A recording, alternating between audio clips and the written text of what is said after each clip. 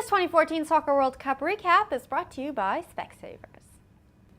I'm Jennifer Snessy, you're watching News 24 Live, and welcome to our series of videos where we give you all of the latest breaking news regarding the 2014 Soccer World Cup, brought to you by Specsavers.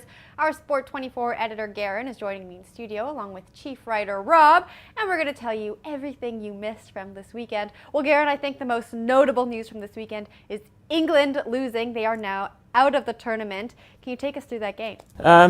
A little bit of a shock. England didn't come into the tournament in great form, always one of the real favourites for the tournament. They've won the Soccer World Cup once, but all the way back in 1966. So that's 48 years ago.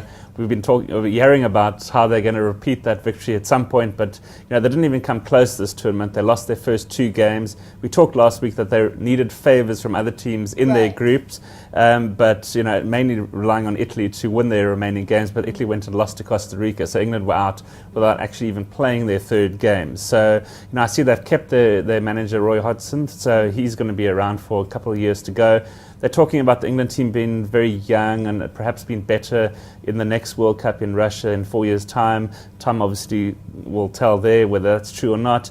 But disappointing from England. We watch a lot of the English Premiership matches on TV in South Africa. We see these top players earning an absolute fortune and producing some really, really good football, playing for some of the biggest teams in the world.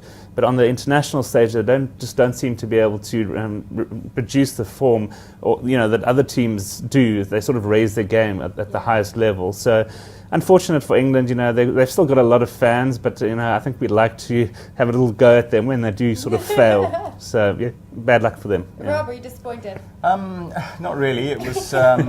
I did think that they were going to go to the next round, to be honest. They had a little bit of bad luck. They've lost both their games 2-1 so far, so it tells you that things have been pretty close. I thought when they got the equaliser against Uruguay that perhaps England were actually going to take over and sweep upfield and actually get a winner. They actually looked perhaps the likelier team. And then, of course, Mr. Luis Suarez really came back to bite England. Of course, he's based at Liverpool in England. Lots of gloating afterwards about how he's kind of silenced the sort of abusers that he gets when he's in England. But of course, he's got to go back there again for another Premiership season, so that'll be interesting.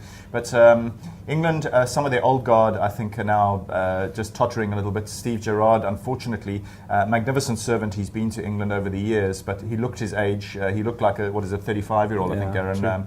And he was partly to blame for not dealing with that defensive header when Suarez came through and got his poach on the break. Of course, Suarez is the last man you want sort of one-on-one with a goalkeeper because he will score, and that did happen. So, of course, great elation among the Uruguayan fans. And at the end of the day, you've got to say, well done, Uruguay, and England back to the drawing board again.